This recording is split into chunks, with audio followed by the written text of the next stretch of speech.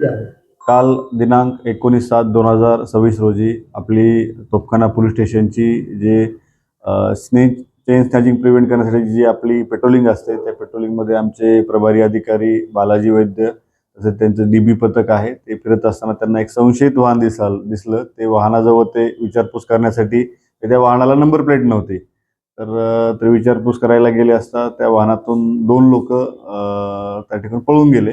यांना जास्त संशय आल्यानंतर त्यांनी ते वाहन ताब्यात घेण्यासाठी किंवा ते लोक त्यांना अटकाव करण्यासाठी प्रयत्न केला, परंतु ते वाहन त्यांनी पळत म्हणजे पुढे गेलं तर आपल्या लोकांनी पाठलाग करून पोलीस स्टेशनच्या समोर त्या ठिकाणी त्या वाहनाला अडवलं.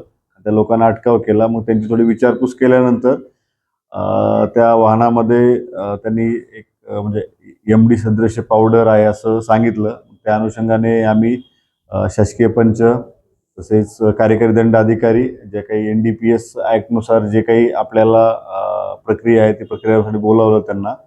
आणि मग पूर्ण त्याची जी पूर्ण त्या वाहनाची झडती घेतली असता त्याच्यामध्ये एक आपल्याला साधारणतः 155 ग्राम एक MD सदृश्य पावडर त्या ठिकाणी मिळून आलेलं आहे. तसेच त्याच्यामध्ये आपल्याला एक चाकू मिळून आलेला आहे, एक लायटर सारखी गन मिळून आली, एक खेळण्याची गन मिळून आलेली आहे, विविध मास्क. म्हणजे ते या ठिकाणी काहीतरी दरोड्याची किंवा चोरी करण्याची तयारी जे काही सामान लागते त्या ठिकाणी त्यांच्याकडे मिळून आलं आणि ते या ठिकाणी चोरी करण्याच्या उद्देशानेच त्यांनी ते सामान बाळगलेलं होतं.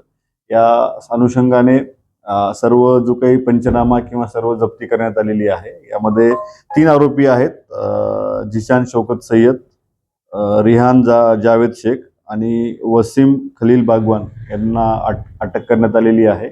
एक आरोपी फरार आहे आणि एक आरोपी आणखीन अनोळखी आरोपी निष्पन्नचं काम चालू आहे. बाकी आता तो तपास आहे, तो परिपूर्ण तपास करण्यात येणार आहे की हे जे कुठून आलेलं आहे, कोण दिलेलं आहे आणि याचं जे काही म्हणजे बॅकवर्ड किंवा फॉरवर्ड लिंकेज आहे त्यानुसार वगैरे तपास करण्यात येणार आहे.